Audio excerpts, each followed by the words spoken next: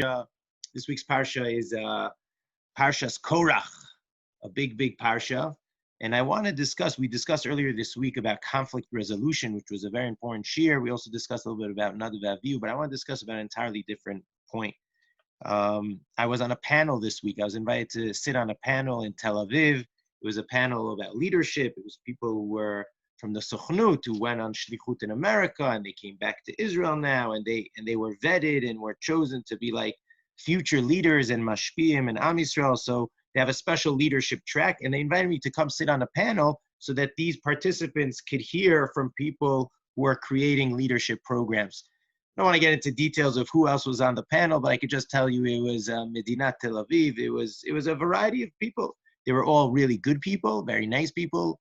One of them was not even Jewish. One of them was Arab. But the other four were Jewish people of different hashkafos, different backgrounds, different opinions, different outlooks on life and way of life. And I guess I was bringing out the rabbinic voice, from Yerushalayim. And I think that's part of the dynamic that they were trying to create. But what was interesting to me is that the discussion very quickly went on a more political route. They're saying if we want to be mashpia, we have to be mashpia on the politics and on the siach hatziburi and on how people will talk.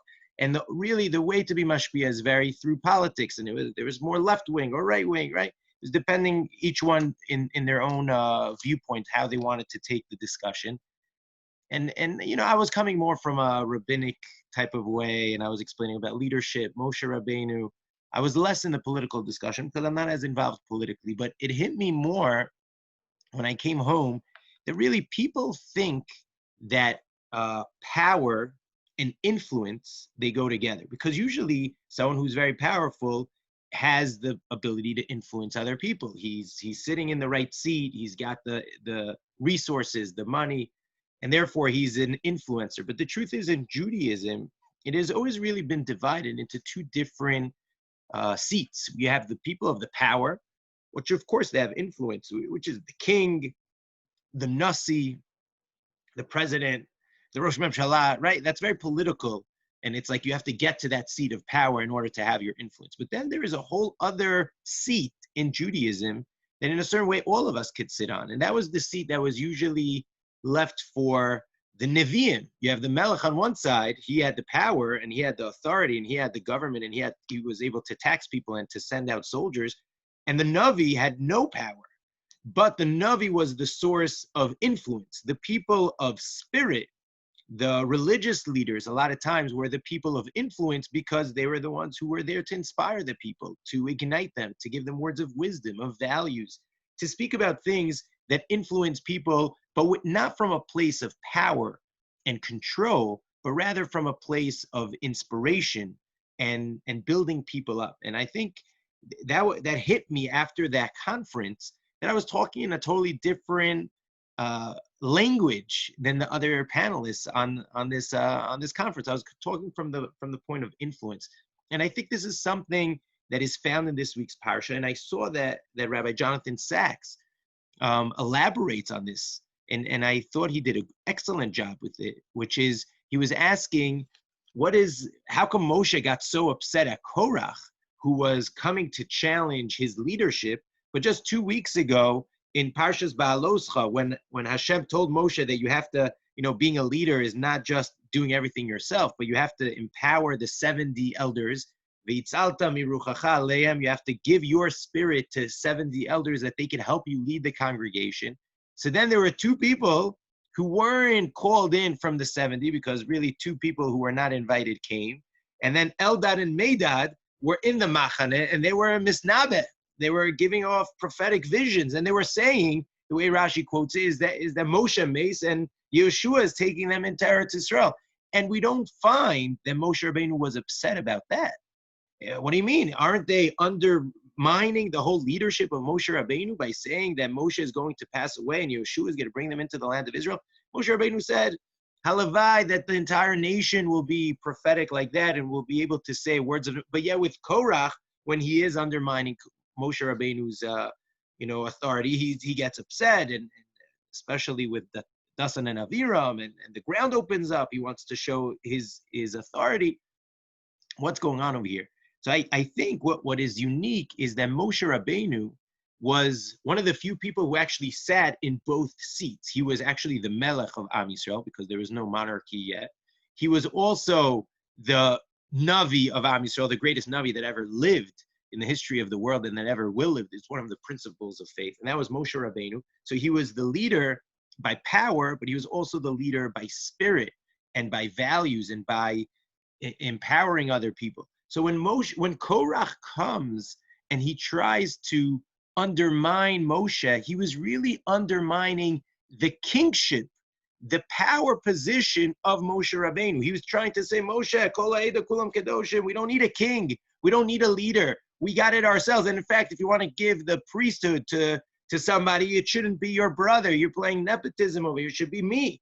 It should be something else. But the moment Moshe Rabbeinu saw that someone is going against the kingdom, so then he's mored b'malchus. There's a din that one is chayav misa when if he's mored b'malchus, because you're undermining the ein shnei melachim b'keser echad. You're not allowed to have two kings with one crown. There's only one leader, only one person who could call the shots, only one person who has the authority to actually control the position of power and how to use the monies and how to do all those things. But when it came to Yeshua, we find that when Eldad and Medad were misnabe, when they had a prophetic vision about Yeshua taking over the people, he wasn't so upset. Because if you look at Yeshua, when Moshe Rabbeinu requests that there should be the right leader for the Jewish people, it's in Parshas Pinchas. So HaKadosh Baruch Hu tells him, V'samachta yadcha alav, you should put your hands on top of him. That's one thing. And then another one, v'natata mehodcha, and you should give him from your hod. So v'natata v'samachta yadav alav is like smicha. It's like literally empowering the spiritual leader. We call it smicha.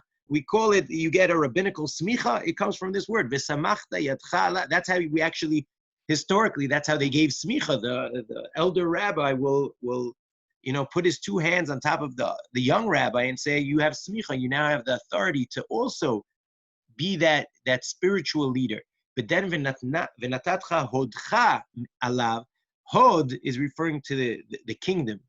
Hod, the splendor, the crown, that you should also give him. So yes, Moshe Rabbeinu gave over both of those positions of power to Yeshua. Yeshua was also considered the king and the spiritual leader of the Jewish people in coming into the land of Israel and conquering the land of Eretz Israel. But we see that it's two different positions. Moshe Rabbeinu was not upset that there'll be other spiritual leaders. In fact, the other 70 elders were also spiritual leaders. See, not many people get a chance to sit in the position of power, but every single one of us gets to sit in a position of influence, of being influential, of helping other people, of creating a better world around us, of teaching certain values to our children, to our community, to our surroundings. We all sit in seats of influence, and we have to understand that is a very powerful seat. Yes, we may not have much power. We may not have much authority to call any shots, but in a certain way, it might even be a much more powerful seat to sit in, because if you're able to influence people, to inspire people, to ignite people, so being in the person of spirit might be the way to actually create change. So in a certain way from that panel, I learned something, that real change, you might want to impact politics, you want to create the change through that way, but the real change comes actually when we're able to realize that each and every one of us is an influencer. Each and every one of us is in a position of influence, and we could influence our surrounding areas and our community and everyone in their own community together. We could actually bring about the change, the positive change that we want to see in our communities, that we want to see in Am Yisrael. May we be zochet to see that change happen in our times, where people, they get inspired. In America, they're reading Parshas Shlach, which is the Parsha of the Meraglim. Hopefully it's a Parsha that is inspiring people to rethink and to re-question their position on living in Chutz La'aretz and maybe coming to Eretz Yisrael. I think we could benefit so much from it here in Eretz Yisrael if large groups, large communities move to Israel from the entire spectrum of the Jewish population in America or in Europe. I think they could benefit a lot from it. I think it could be win-win. I think there's a lot of uncertainty, a lot of unknown, a lot of change, a lot of fear that comes along with it. But if we're able to be in position of influence and to influence our society to accept new people and to influence other societies to maybe embrace change and to come, maybe we'll be able to see that change soon in our times. Shabbat shalom to everybody. It's a pleasure being here. Pleasure seeing each and every one of you together on this call. And I look forward to seeing you for Shabbat. And thank you so much. Really appreciate it.